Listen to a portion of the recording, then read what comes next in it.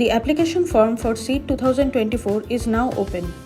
To fill the form, search CEED Application Form 2024 on Google.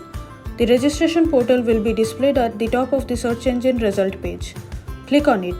You will be redirected to the CEED 2024 registration portal. In the portal, you will see two options, to register and login. Click on Register. A box will open where you have to enter your email ID. Here you have to select and confirm a password for your account. After the user ID is created, you will have to go back to the CEED 2024 registration portal. Click on the login option. Use your email ID and password to log in. An eligibility check window will open. Enter your qualifying year and year of passing to confirm eligibility.